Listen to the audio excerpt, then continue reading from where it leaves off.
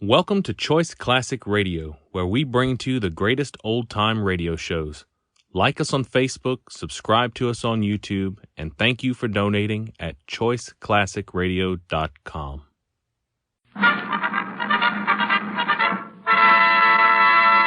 From Hollywood, California, the Lux Radio Theater presents Don Amici, Joan Bennett, and Claire Trevor in Bordertown.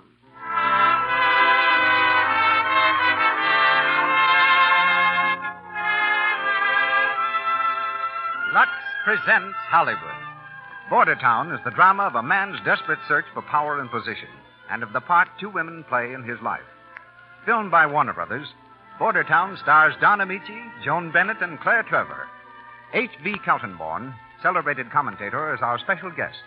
Louis Silvers directs our music. But before Mr. DeMille introduces our stars, here's a piece of news. Listen to it coming over the telegraph wires. Lux Radio Theater, Hollywood. Fashion news. Scouts report biggest Luxable year ever. Stores feature Luxables. Women wear them in town, country, and at the World's Fairs. And that's good news for women because Luxable clothes are not only smarter than ever, they're thrifty.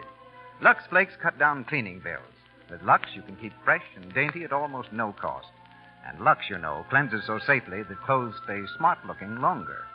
You can depend on the famous Lux promise, if it's safe in water, it's safe in Lux. And here's the producer of the Lux Radio Theater.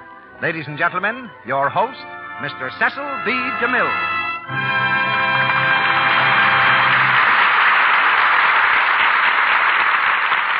Greetings from Hollywood, ladies and gentlemen, and my thanks for the many letters that have been coming to me this past week.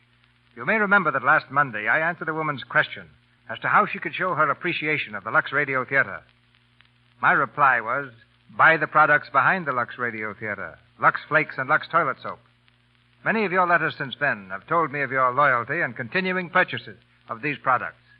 Both for their own sake and for the sake of the entertainment, they make it possible to bring you each Monday night. Thank you for this friendly response. Some 200 miles southeast of Los Angeles, just over the Mexican line, is the border town of our play.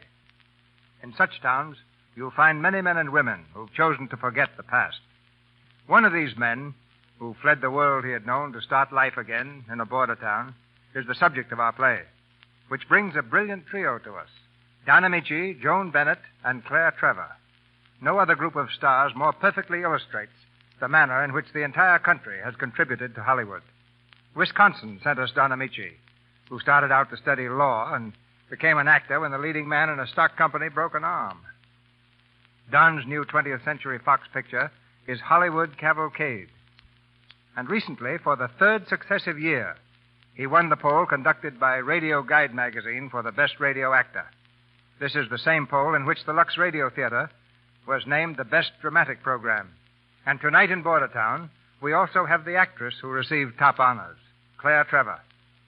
Miss Trevor's a New York City girl who just completed the Universal picture I Stole a Million, and tonight plays Mary Rourke. It's hard to say what part of the country Joan Bennett really came from, because the Bennett family seldom paused long in any one place.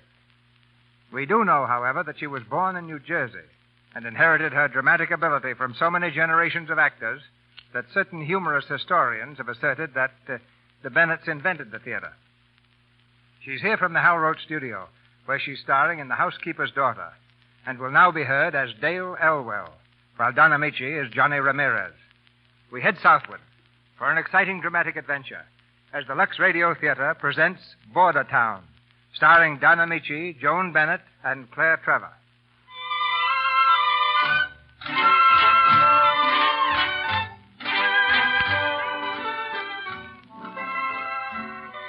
The Mexican Quarter in the city of Los Angeles.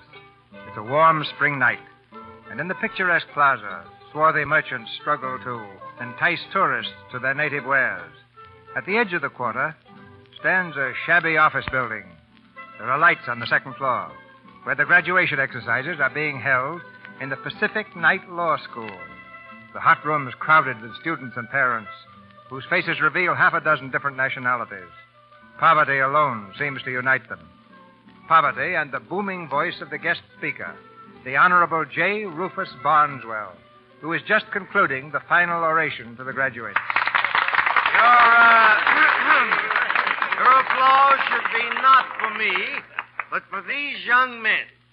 For such young men as one whose history I happen to know. What does he mean? It is Johnny. I reveal no secret when I say this young man was the tough guy of a tough neighborhood. This boy solved his own problem. Toiling at the hardest manual labor by day, he studied by night until his courage and ambition brought him to the point at which he now stands. That young man, my friends, is Johnny Ramirez. Such nice things you say. Oh, Mrs. Ramirez. Well, you should be very proud of Johnny tonight. Oh, I am, Senor Judge. And excuse me, he was not bad, boy, Excellencio. Only one little bit wild, maybe. We have party for Johnny now. We poor people, but maybe you come, eh? Yeah, how about it, Your Honor? Well, I don't know, Johnny. Judge Bondswell, if you're going to make that other appointment tonight, you'd better hurry. Oh, yes, Dave. Well, good night, Mrs. Ramirez. Adios. And, Johnny. Yes? Don't forget, boy, you're not a lawyer yet. There's still the bar examination, you know, and they're making them pretty tough these days. I'm not scared, Judge. Remember what you said about me? I'm still pretty tough, too. That's right. Good luck, Johnny. Come on, Dave. Thanks for getting me out of here. You know, this thing sort of got me tonight. Carried away by your own oratory, Judge. You shouldn't be. It's practically the same speech you made at the Sons of Denmark barbecue. Yeah. Just the same, it's rather pathetic, you know. They ought to stamp out these quack law schools. Why, it's worse than swindling. What chance have these young foreigners got when college graduates with social position, money, and every possible break are starving to death as lawyers? It's better than starving to death as farmers. I wonder. At least they'd be happy. Why should they be educated to want things that they can't have? Educated into unhappiness. You take that Johnny Ramirez chap. Let's take a cab instead. You're getting me depressed, Judge. Johnny Ramirez, the kid I once sent to reform school.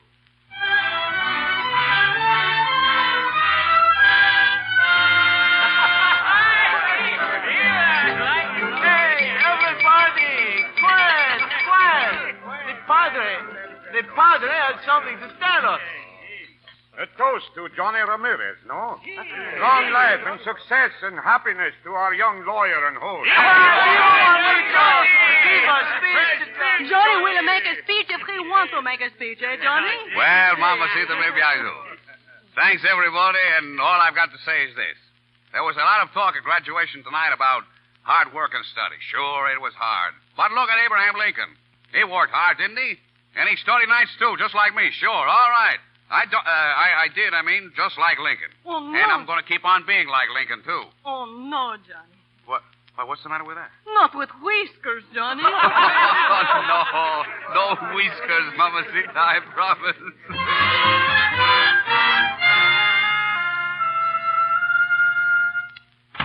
Padre, sit down, Padre. Oh, so good to see you. Thank you, Mrs. Ramirez. Where is Johnny?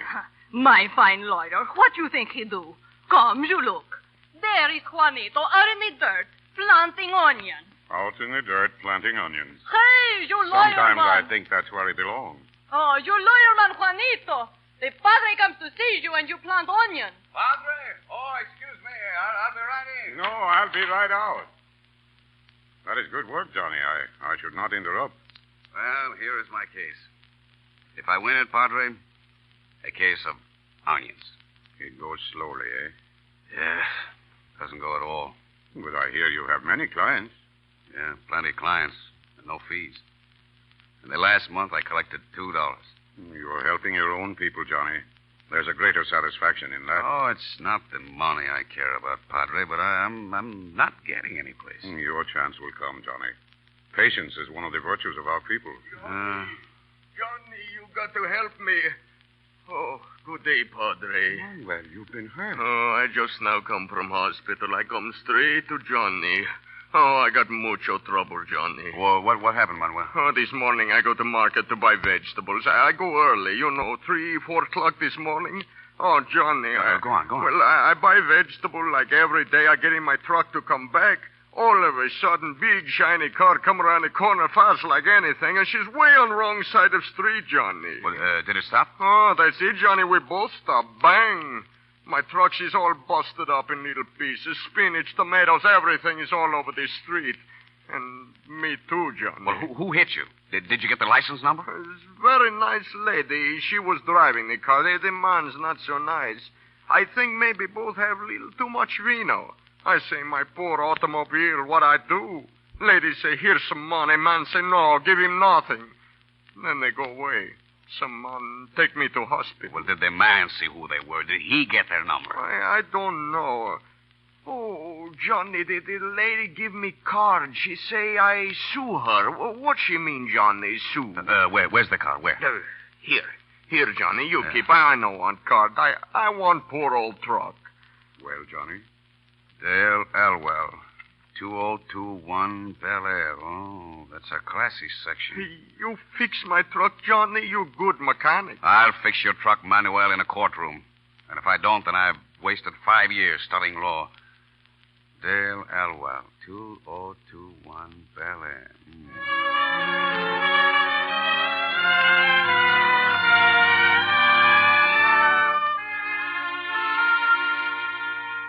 Well, Father, you wanted to see me? You think you can spare me a moment, Dale? Yes. Oh, one of those moments. Yeah, you usually have a snappier answer than that. Oh, you'll have to forgive me. I still have a head from last night. As your mother mentioned something about it. Well, the funniest thing happened last night. Brooke Manville and I were down in Little Mexico. I know all about it. Oh, I get it. Apparently I've started on the wrong topic. You started on exactly the right topic. Dale, you're 25 years old. Right now I'm 125. Now, don't you think it's about time you quit being the wild young thing just out of school? Tasting life and freedom for the first time and being, oh, so gay about it all? Oh, Dad, please. All I did was go out with Brooke. We had a good time, and coming home, I ran into some stupid little Mexican's truck. The truck was banged up, I guess, but nobody was hurt. And after all, Brooke's the best lawyer in town, so you say. So what? Only this. That stupid little Mexican was smart enough to get a lawyer. And here, my dear girl, is his telephone number. He's been calling all day.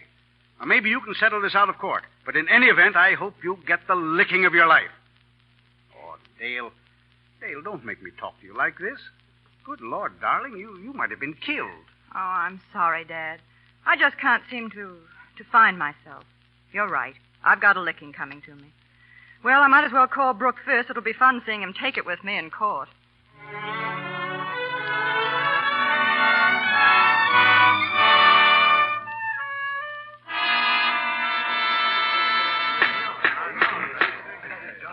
You may continue, Mr. Ramirez.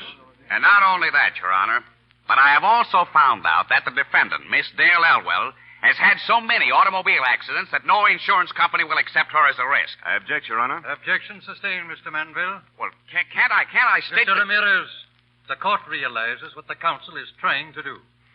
Counsel should realize that this is not a law school, and that he should not come before it without proper preparation of his case. Okay, Your Honor, then I'll move on to another point. At the time of this accident, the defendant had been drinking. In fact, she was probably kind I of... object. The allegation so presumptuously advanced by my learned opponent is no part of the complaint. Objection sustained. How can I present my case when he keeps objecting? I object. For 2 hours, you've been objecting to everything I've had to say. Is that your way of being a lawyer, squawking I object like a parrot? I object, if Your Honor, please. Objection sustained. Don't you want to hear the truth? Don't you want to see justice done? Don't you realize that this poor old man's truck was wrecked? His living taken away by a spoiled dame who thinks she can get away with a murder just because her old man is rich. What is more important to this court? A lot of legal technicalities or the truth? This court is interested in the truth. But permit me to point out, Mr. Ramirez, that in failing to prepare your case properly, you have failed in your duty to your client. Not only that, but you have been in contempt of court, for which I fine you $25. The court dismisses the case before it because of insufficient evidence. This court will open again at 2 o'clock this afternoon. Sir, the courtroom, please.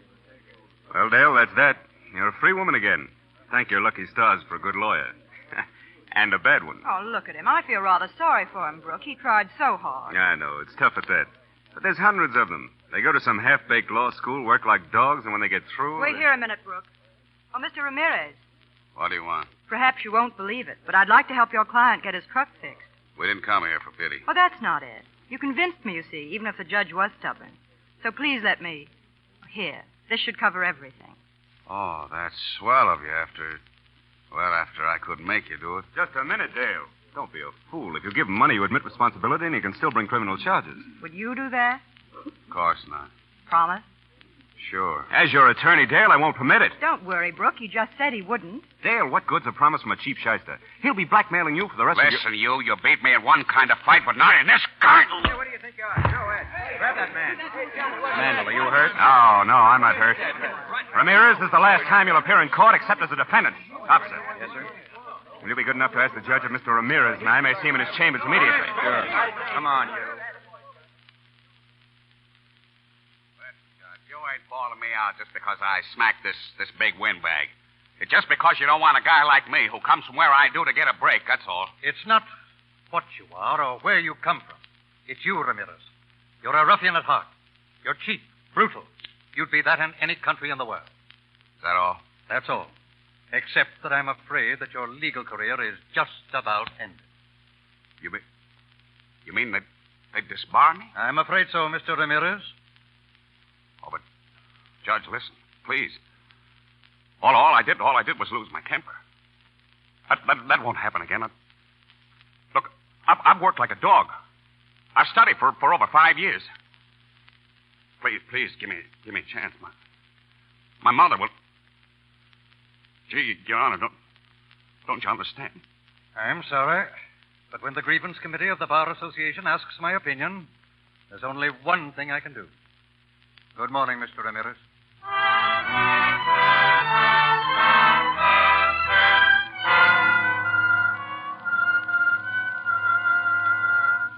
But why must you leave, Johnny?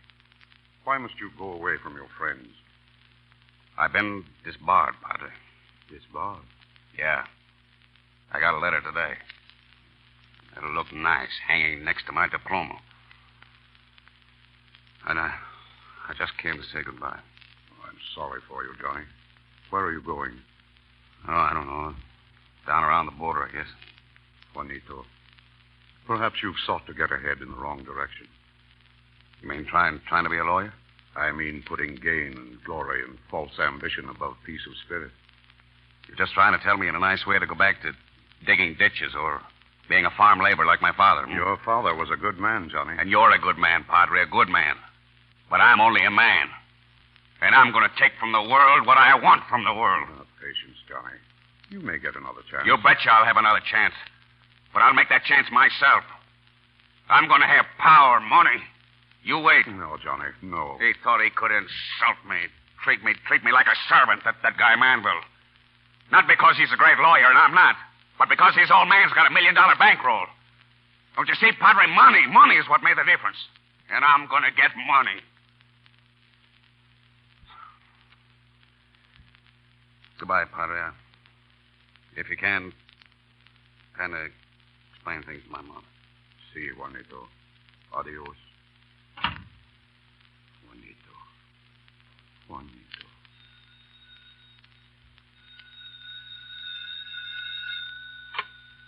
Hello? Si, I am the Padre. Who, please?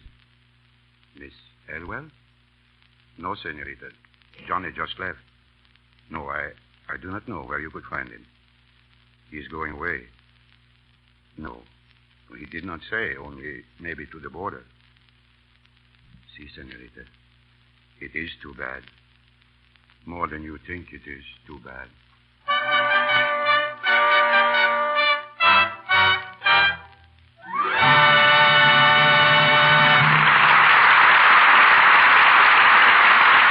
I've just heard Act One of Bordertown with Don Amici, Joan Bennett, and Claire Trevor. During this short intermission before Act Two, we bring you the Brownings. The family are at their summer cottage on the lake, and we find Mother Browning and Dot in the kitchen clearing up after breakfast. Dot looks up suddenly. Why, Mother, here comes that young Mrs. Smith from down the road. So early? Wonder what's up. Oh, hello there, Mrs. Smith. We're here in the kitchen. Come right in. Oh, good morning, Mrs. Browning. Dot. Hello. Would you mind awfully if I borrowed some soap? I've run out, and I've got a dreadful stack of dishes to do. Why, of course. Dot, give Mrs. Smith a cupful of Lux Flakes. That'll last for days. Goodness, you don't use Lux for your dishes, do you? Oh, yes, always. But isn't it expensive? Oh, not at all. You see, it takes only a tiny bit of Lux to make a lot of suds. Oh, but I don't... Oh, here, look. I'll pour just a tiny bit of Lux Flakes into the dishpan right now, and you can see for yourself. I'll see all the suds as soon as I turn on the water. My goodness, what a lot of suds. Mm-hmm. Oh, and aren't they lovely? I'd just like to get my hands into them. They feel grand. Lux is real kind to your hands. Well, I'd like to use Lux for my dishes, but... And you can for almost nothing. Let me tell you, you can do your dishes for a whole day with about, a penny's worth of Lux. It's silly to bother with slow soaps and harsh soaps that spoil your hands. Good gracious, I should say it is. Well, I'm going to use Lux from now on.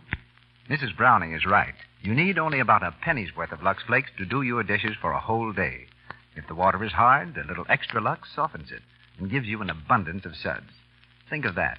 A penny a day for your dishes. And think what you're getting. Lux works fast, and it's kind to your hands. Every woman wants pretty hands. There is no harmful alkali in Lux to sting or irritate your skin. So when you buy soap for your kitchen, think of the 3 advantages you get with Lux Flakes. It's speedy, it's thrifty, and it saves your hands. Buy the generous large-size box of Lux Flakes for your dishes and other soap and water tasks. And now, here's Mr. DeMille, ready for Act 2.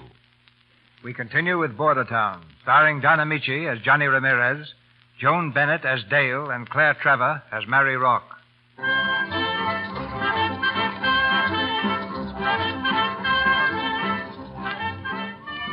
A little Mexican town just across the border. It's a busy night at the Silver Slipper. A gambling palace now enjoying a sudden wave of popularity. At one of the tables sits Charlie Rourke, the fat and jovial owner of the club. His shrewd eyes survey the crowd, then pause on the figure of his new bouncer, Johnny Ramirez. Look at that Johnny work, would you? Day and night. He puts in hours that'd kill a horse. Yeah, what's the matter with him, Nuts? Say, that's the smartest kid that ever worked for me. He's busting with ambition. Keeps telling me how he's going to get rich. Being a bouncer? Hey, Charlie, ain't that the missus heading this way? What? Yeah. Well, gee, honey, I didn't expect you here. I'll bet. You look very happy about it, too. Well, I'm tickled to death, only, well, you know, baby, I don't like for you to come to a joint like this. Your joint, isn't it? Well, sure, but even that don't make it a proper place for a lady like you. Well, I can't stick home all day and night. All the fun I get up there is feeding the goldfish, and they only eat once a day. Oh, now, come on, be a good girl and run along home. I won't be very late. Hey, Johnny. Yeah. Ah, good evening, Miss Rourke. Hello, Johnny. Hey, Johnny, take the missus to her car, will you? Sure. And you be careful driving, honey. And you be careful lapping up that brew. Another couple of pounds, and it'll take a surveyor to measure you for a suit. That's rich. Did you get that crack, Johnny? Ain't she a riot? Go on, honey, go on. You're killing me. Yeah, why not? Come on, Johnny. You know, the real reason I came down was to see you. Yeah. You go out the side door over there. You don't seem impressed. Sorry, I'm not as impressionable as I used to be. You're a swell-looking kid, Johnny. I can't go for you. I know. Thanks. Hey, Jose, get Miss Rourke's car. Si, senor, pronto. Okay, Johnny, if you don't feel like talking, I can wait. Good night. Hey, Marie. Yes? Nothing. Good night.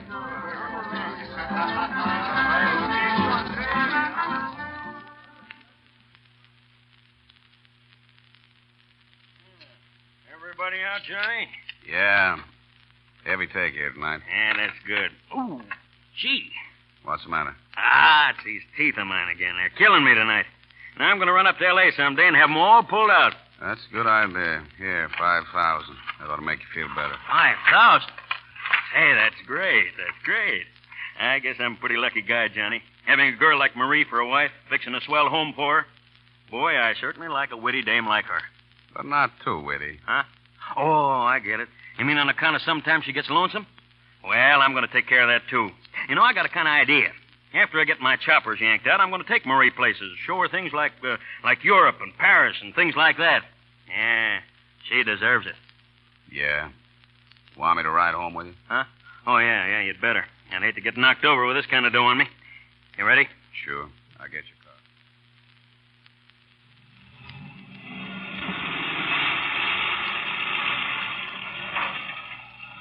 I'll open the garage door for you, Charlie. Open what door? Say, you don't know nothing, Johnny. Watch this. Say, the doors open themselves. Automatic garage, huh? Yeah, it's the latest gag. You see those posts on each side of the driveway? Yeah? That's what they call an electric eye. It opens and closes the door just like it got paid for it. When you walk out of the garage, you pass this here electric eye and it shuts the door again. That must have cost quite a chunk, huh? Well, sure. Sure it did. But nothing's too good for Charlie Rourke's wife, see? Nothing. Yeah, Charlie, that's right. Oh, come on in, Johnny. Say hello to the little woman, huh? Hiya, baby. You waiting up, huh? Yeah, surprised again? Oh, Johnny, check this door in the safe, will you? Okay. Say, honey, as long as you're up and Johnny's here, I'll throw you a mess of flapjacks, huh? And boy, can I make 'em. Can I, Marie? Boy, can you make flapjacks. What a dame. What a dame. Stick around, Johnny. Yeah, stick around, Johnny. You'll probably be here for hours. Bought a lot of new furniture, Uh-huh. Pretty swell. Oh, it's not so bad. Why not drop over some afternoon for cocktails? Thanks, but I don't drink. Oh, no bad habits at all. None I can't handle. I wonder. How have you been since I saw you last? You mean tonight? Mm-hmm. I'm just the same. I'm just the same, too. Maybe a little more so. Listen, baby. Now get this straight. I go for you. I go for you plenty. But Charlie... Oh, Charlie. Being the faithful employee, huh? It ain't because Charlie's my pal. Being pals don't count when there's a dame. Wouldn't I be a prize chump to take a chance of losing my job just when I'm getting ahead, putting aside some dough? So it's money, eh? I'm glad you told me. You bet it's money. And it's going to be a lot of money and all that goes with it. Before I'm through, I'll pile up a roll that'll make 'em put out the carpet for me in any bank. And if you think I'm going to risk all that, baby, just to hold hands with some good-looking doll, you're crazy. I think I like your eyes best, Johnny, when you're mad like this. Good night, Miss Rourke. Like a drink first? Remember, I don't drink. Oh, you seem to be in a big hurry to get out, Johnny. You're not very complimentary. Mrs. Rourke, that's the best compliment I could pay you. Good night.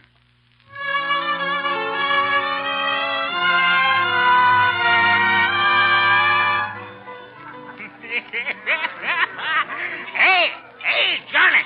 Johnny, come over. You want to see my new teeth again? Oh, look. I'll look at them later when I got more time to enjoy. Huh? Oh, sure. Great boy, huh, Marie? Great. You're glad to see me back, ain't you, baby? How you like my teeth? Yeah, they're beautiful. Beautiful, that's right. Hey, Johnny! Johnny, send over a couple of gallons of champagne, will you? We're celebrating tonight on account of my new choppers, huh? Oh, I'm tired. I'm sleepy. You're glad to see me, baby? Yeah, Oh, all right. Guess maybe I don't want no more to drink. Oh, I feel awful. Oh! You fat, stupid lug. Johnny! How's he doing? Well, can't you see? Get your coat. I better drive him home. Oh, just take him to the car. I'll drive myself. Okay, come on.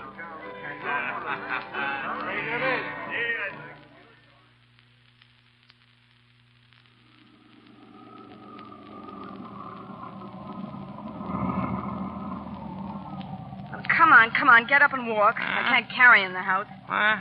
Oh, you just go ahead, honey. I'll catch a little snooze here in the garage. Best garage in town. It cost me over... Charlie! Huh? Charlie, wake up, will you? Huh? Oh, you run along, baby. You run along. I'll be right in. Just turn off the motor. Mustn't let the motor run. No, just turn off the motor. Charlie, wake up. Oh, out cold. I ought to leave you here for good. I ought to let the motor run and wash you out, you. Why not? No. Sure, why not? Carbon monoxide poisoning. Suicide. Who'd worry about him? No. What good is he to you? What good is he to anybody? Go on, just walk out and leave him. Close the door after you. Go on, why not? Why not? That's right. Close the door. Close it tight. Go on, close it.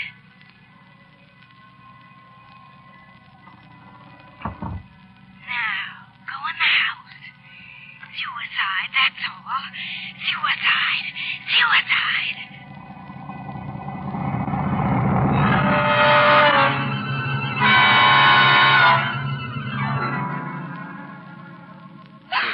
And then I went in, and I found him in the car. Oh, it's awful. He wanted so much to live. He had everything to live for. Try to be calm, please, Mrs. Rock. I'm not questioning you. This is just a formality the police must observe. Well, it's all been so sudden and terrible. He'd been drinking, There are see? sufficient witnesses to that fact. Yeah, now... Oh, hello, Marie. Hello. Your new place all ready for business? Yeah, sure, pretty near. Looks swell, huh? Oh, yeah. Lots of luck, Johnny. Oh, thanks, Marie. You've been a big help. I've been meaning to tell you. Oh, forget it. You've been swell taking care of things these last 3 months since Charlie... Marie, what's the use kidding ourselves? You know, I... You what, Johnny? You know what I'm talking about. There's nothing to stop me now. Nothing to stop us. You're mine now, Marie. Do you get that? You're mine. Yes, Johnny. Forever. That's a long time. We're going to get married. Because I love you. Because I'll always want you. You won't get tired of me, Johnny. Not as long as I got a bankroll, and I got one. I can make my own money. I can help you make more. Johnny! You win, Marie. Yeah, wonder how it'll seem being married.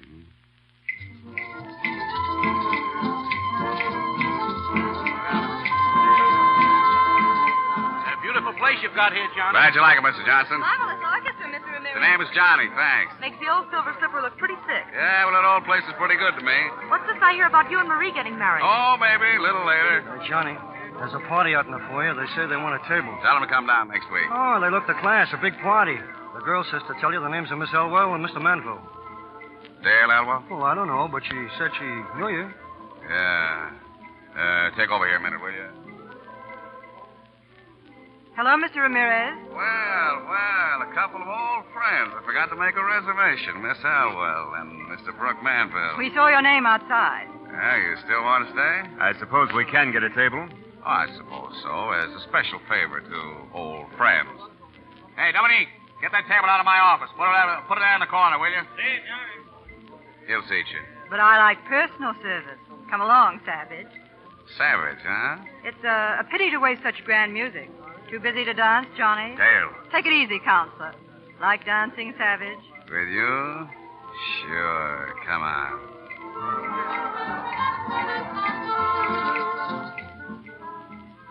You dance this well with everybody? Well, we just try to please the customers. Oh, so I'm just another customer to you. Oh, no. You know, the last time I saw you, I took a poke at your boyfriend. That threw me into this business where I'm making plenty of dough.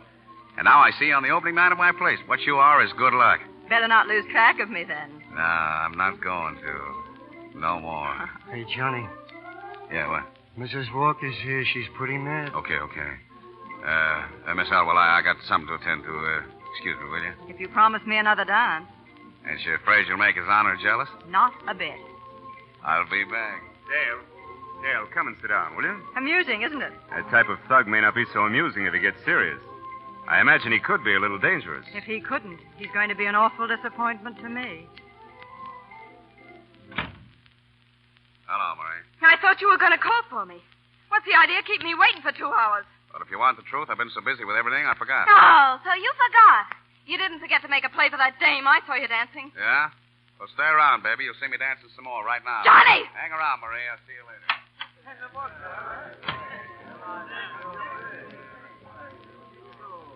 I don't see how you could have accomplished all this, Johnny, in such a short time. Just lucky. No. I imagine you get what you go after. Most of the time. I'll bet your wife is proud of you. I'm not married. What? A handsome, successful young man like you not grabbed off yet? Say, look, quit riding me, will you? I'm not riding you. Don't be so self-conscious. You know, I've never been this way before. You make me feel kind of dumb. Your only trouble, Johnny, is that you don't know how to play. You work too hard. Well, I guess I could learn. Like me to teach you? Sure, I would. All right. First, you have to relax. It's a lovely night. There's a moon. Soft music. This is really romantic, my boy. Drink it in. Enjoy it. Hey, you're swell. Of course I am, and we're going to have fun together. What's out there? That's a patio. Let's, Why not? Come on, Johnny.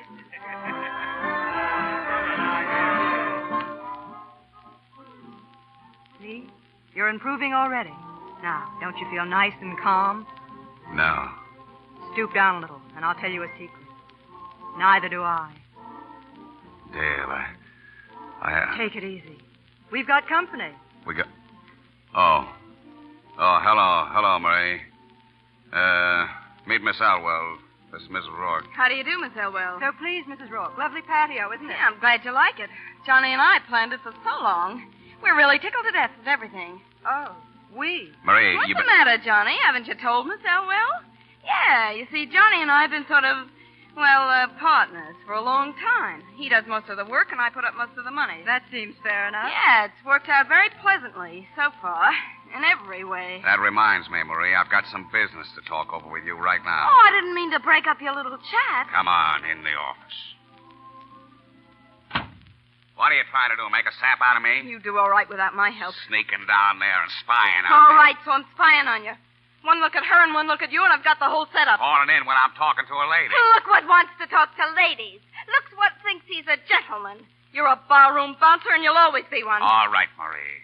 That's enough. If it wasn't for me, you'd still be rolling the drunk side of the Silver Slipper. I made you rich. I put those swell clothes on your back, and now just because you got your neck washed, you think you're a gent. Well, nobody can make you that. You're riffraff, you and I. You belong with me, and you'll stay with me.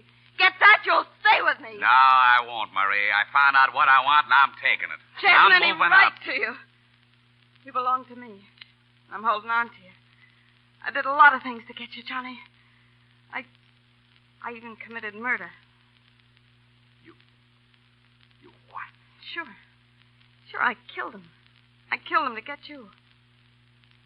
You killed Johnny? Why, it makes me sick to even look at you. Johnny, where are you going? I want to get away from you, that's all. I don't care where I go, just so I don't have to see or look at you.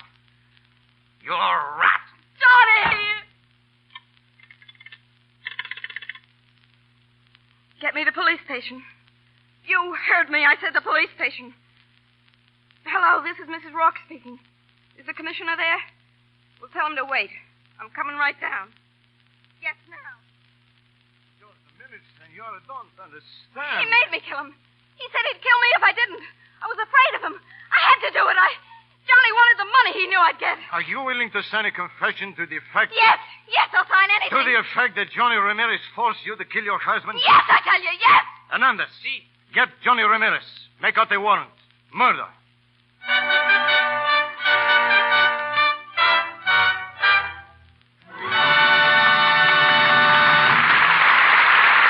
We pause for station identification. This is the Columbia Broadcasting System.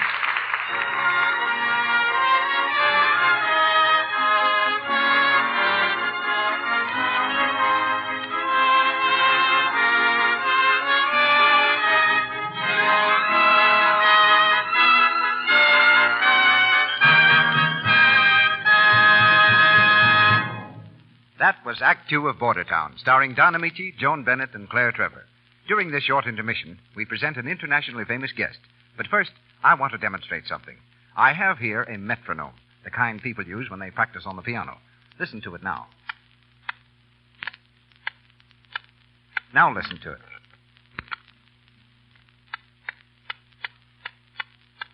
Quite a lot faster, isn't it? In fact, it's 4 times as fast. And that's the difference between Lux Flakes and a cake of soap in your dishpan. Lux dissolves 4 times as fast. Cake soaps are so slow. Remember, until a soap goes into suds, it can't clean at all. It seems foolish, doesn't it, to wash dishes such an old-fashioned way, especially when you can use Lux for all your dishwashing so inexpensively. And think of this. Lux Flakes are as gentle to your hands as the finest toilet soap. A little Lux goes so far and makes such wonderful suds that it's truly thrifty. Better start using Lux for your breakfast dishes tomorrow morning. Remember, it's speedy, it's safe, and it saves your hands. Here's Mr. DeMille. Tomorrow is the 4th of July, and it's a remarkable 4th. For it was just a few weeks ago that we welcomed joyfully the visit of the monarchs of that country of which we declared our independence 163 years ago. I've asked as our guest of the evening Mr. H.V. Kaltenborn, who during the last 10 eventful years has reported to the people of this continent the happenings of the world over the Columbia Network. 3 years ago, he was the first man to broadcast from a battlefield when he carried his microphone to a haystack in Spain and described the battle raging about him. Last September, his reporting of the European crisis became a journalistic classic. Because of Mr. Kaltenborn's worldwide experience and vision, he's particularly well qualified to bring home to us the significance of tomorrow's anniversary. The Lux Radio Theater welcomes H.V. Kaltenborn, speaking from New York City. Good evening, everybody. The play to which we are listening reminds us that people from border towns all over the world have found a home in America. And tomorrow, their sons and daughters here in their land of adoption will join in celebrating our common heritage of freedom. The 4th of July is the birthday of the United States. It is a happy custom to celebrate birthdays with gifts to the celebrant. Let us therefore pause for a moment and ask ourselves, what gift can I make to my country? What does it need that I can supply? How can I express my thanks for what it gives to me? Surely every American citizen is now conscious of certain blessings which he enjoys. In Europe, Asia, and Africa, war and rumors of war abound. Throughout most of Europe, national energies are concentrated almost exclusively on preparation for war. The fine arts, the pursuit of knowledge, science, literature, recreation, even religion are subordinated to the state's demand for fighting men and war machines. We, too, are preparing, but here we are still able to spare time and money for those things that give value and meaning to human life. We can afford leisure to enjoy radio plays and outdoor sports. We have no military conscription, and we are happy to remember that with our good neighbor Canada, we possess the world's longest unfortified frontier. In 1 year, 1939, we can have 2 successful World's Fairs on our Atlantic and Pacific shores. Best of all, we can still afford the priceless luxury of freedom. We are still strong enough to grant freedom even to those who would use it only to destroy it. But we must be on our guard. There are those among us who despise liberty, even as they use it to achieve their foul ends. Let us mark these men and know them for what they are. They are easily recognized. In a land of religious freedom, they attack freedom for a religion they dislike. In a land of racial tolerance, they are intolerant of every race to which they do not belong. In a land of free speech, they would mob and silence those with whom they disagree. Their number is small, but an easygoing, generous people sometimes permits a rabid minority to assume great power. Let us resolve, therefore, on the birthday of American freedom to conserve that freedom. Each one of us can bring a precious birthday gift to the altar of our country. Whenever and wherever you hear men preach hatred or intolerance, speak out against it. Remember, silence gives consent. It is the right, nay, it is the duty of every American to speak out boldly for the ideals of human freedom whenever and wherever they are challenged. By so doing, we of the New World will keep alight the torch of liberty in the troubled days that lie ahead.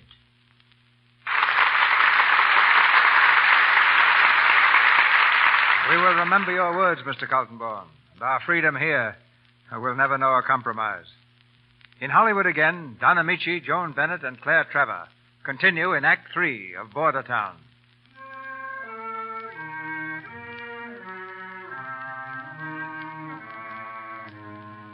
It's 3 weeks later. Arrested for the murder of Charles Rock, Johnny's in the Mexican jail, calmly awaiting trial. He's just finishing a letter to Dale Elwell. Something seems to puzzle him, and he calls a guard. Hey, Pedro. See, Johnny? Is it okay to say yours sincerely when you're writing a letter to a lady? I don't write much letter, Johnny. You much smarter than I.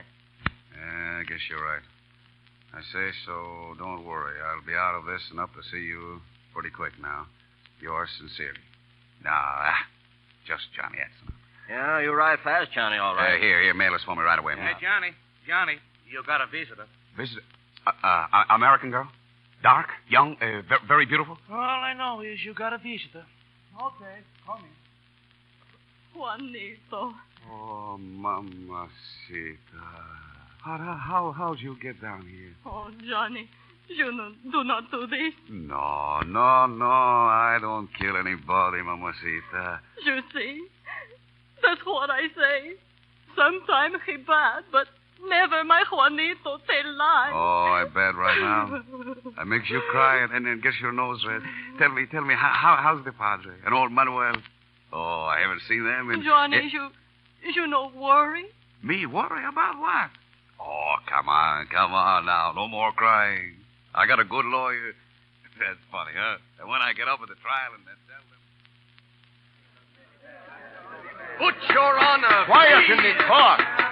The prosecuting attorney will continue. And so, Your Honor, and gentlemen of the jury, the prosecution will prove that Ramirez, by reason of duress and threats, employed this woman, the wife of the murdered man, as ruthlessly as ever a man employed dagger or gun to commit for profit. A brutal, cold-blooded, preconceived murder. And now, with Your Honor's permission, I call my first witness, Mary Rock. Mrs. Rock, just how long before the death of Charles Rock were you acquainted with the defendant, Johnny Ramirez? Well? 8 months. Where did you first meet him? Is there anything wrong? I repeat, Mrs. Rock, where did you first meet the defendant? You will answer the question, please. He had so much to live for. I see him now. He's laughing at me. Every night I've seen him. He tells everybody what I did. No one will let me alone. They stare at me. No! I did it! I killed him! He was fat! Fat like a pig! Dead! Dead! Your Honor, I move to dismiss this case on the ground that the sole witness for the prosecution, Marie Rourke, is obviously insane.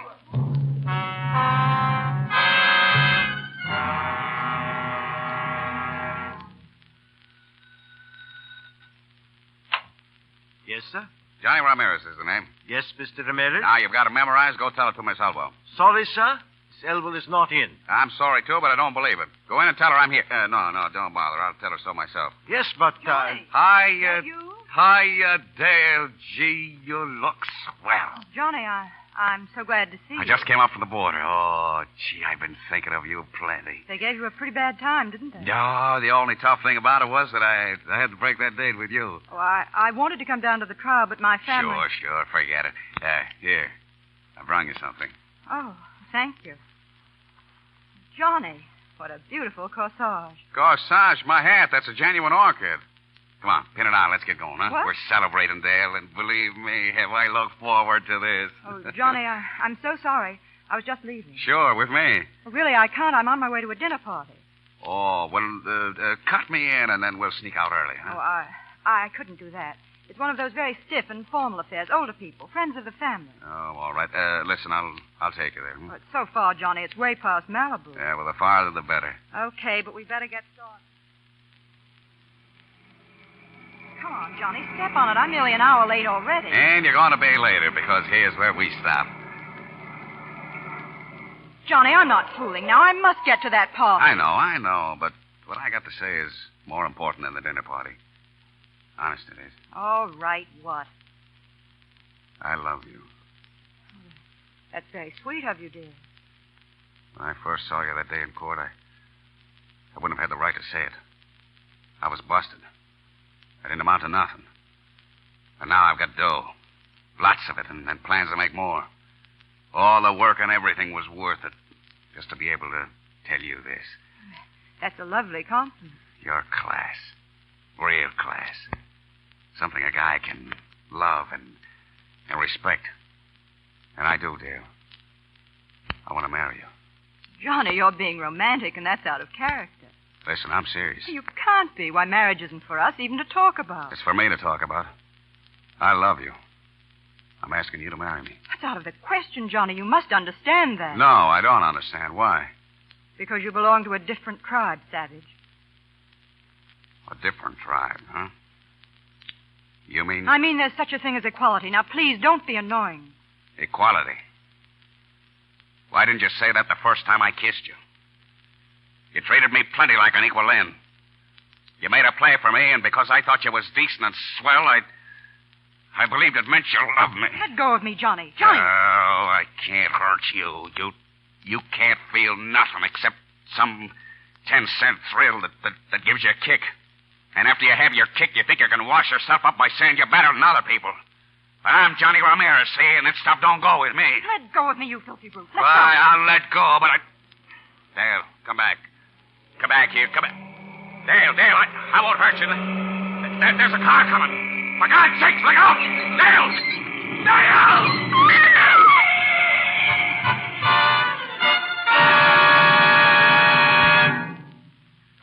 You may see him now, Mrs. Ramirez. Remember, only a moment. See, Doctor. Juanito. Oh, hello, Mama. Juanito, how you feel? Oh, not so good. How is she, Dale, the girl? Oh, she's fine, gracias. She wasn't hurt. No. She says you saved her. You always cry when you see me, Mama. That is no good. Oh, I cannot speak so good, Johnny. My eyes speak for me. I've been a pretty bad son, Mama. Oh, no, Juanito, no. You're scared I'm going to die, huh? No. You forget what the judge said when they made me a lawyer. The toughest kid in the neighborhood. I'm pretty tough yet, Mama. Pretty tough. Mrs. Ramirez, I think... See, I go now, Juanito.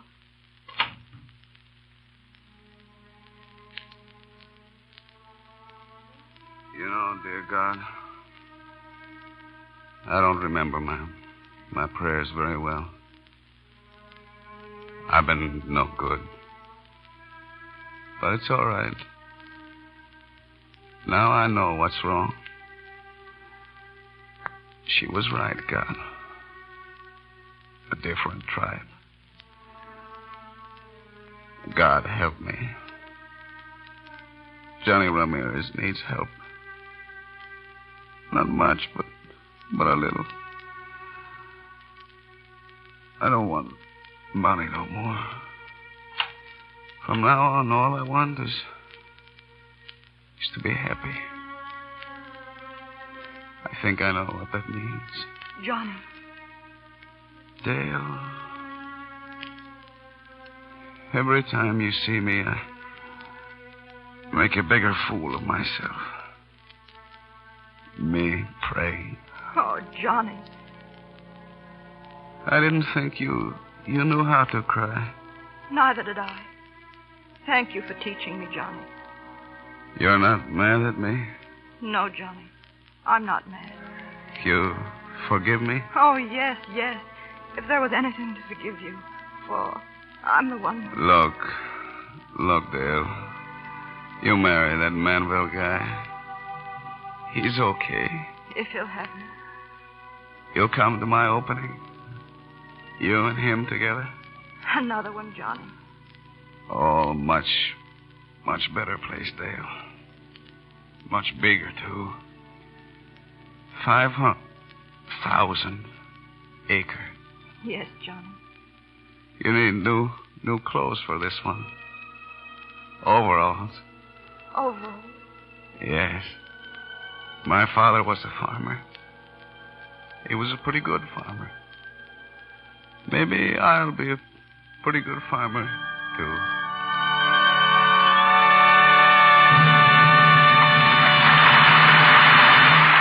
You have just just heard the last act of Bordertown with Don Amici, Joan Bennett, and Claire Trevor. In a moment, our stars return for their curtain calls. But first, I'd like to remind you that in the summertime, more than ever, people notice your hands. If they're rough and red, they show up terribly with light-colored summer dresses and short sleeves. They wreck the looks of your costume and cause you embarrassing moments. Now, summer hands are busy hands, and they need special help. Help in the dishpan, for instance. The kind of help you get with Lux Flakes. You wouldn't dream of washing your hands with a harsh kitchen soap, would you? Then why plunge your hands 3 times a day into a dishpan full of strong suds that sting and bite your skin? That's foolish, when Lux Flakes are so gentle as the finest toilet soap. They help your hands stay soft and smooth. Lux has none of the harmful alkali found in harsh soaps. And you need only about a penny's worth to do your dishes for a whole day.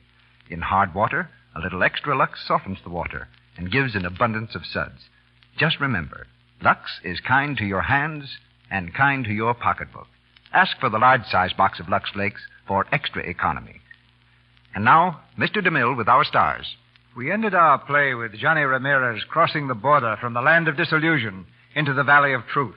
And I want to ask Don Amici, Joan Bennett, and Claire Trevor, just what moral do you draw from Bordertown? Well, this, Mr. DeMille.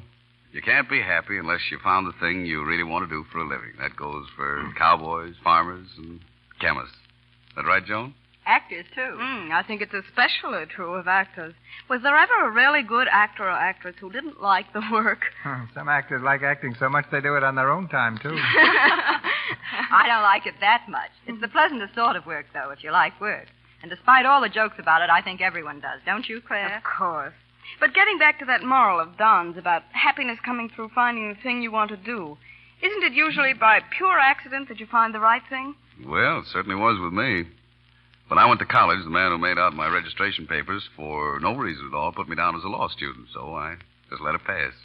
See, I might have been a lawyer through accident. Except for another accident that made me, whatever it is I am. What kind of an accident made you an actress, Joan? Well, it's never very accidental for a Bennett to get mixed up with acting. Once, many years ago, there was a Bennett who quite accidentally did not become an actor. What about you, Claire? Well, a friend of mine went to dramatic school instead of college, so I did, too. It was probably an accident that anybody ever hired me. Well, that takes care of us all except Mr. DeMille. Well, it was just 26 years ago this summer that I had lunch in New York with 2 young men who, like myself, were almost broke. Their names were Jesse Lasky and Sam Goldwyn. We added up what money we had and decided to make a motion picture. And we made it, about a stone's throw from this stage. And as I understand it, that was the accident that started Hollywood. Well, CV, it's been a very pleasant evening. Thanks a lot. Yes, thank you. Good night. Be careful crossing the street. Don Amici appeared through courtesy of Jason Sandberg. Louis Silvers is from 20th Century Fox Studio, where he directed music for Second Fiddle. Claire Trevor stars in the radio series Big Town. Her next picture is RKO's Allegheny Frontier. The superb artist who gave such unforgettable performances in Mutiny on the Bounty and the Private Life of Henry VIII stars on this stage a week from tonight, Mr. Charles Lawton. He's going to repeat for us one of his greatest characterizations, the title role in Ruggles of Red Gap. This gusty American classic is the romance comedy of a gentleman's gentleman, of his bewildered journey to the Wild West and his ultimate conquest of the town of Red Gap. And with Mr. Lawton, you'll hear 2 other stars from the original picture cast, Mr. Charles Ruggles and Miss Zazu Pitts. Our sponsors, the makers of Lux Flakes, join me in inviting you to be with us again next Monday night when the Lux Radio Theater presents Charles Lawton in Ruggles of Red Gap with Zazu Pitts and Charles Ruggles. This is Cecil B. DeMille saying good night to you from Hollywood. This is the Columbia Broadcasting System.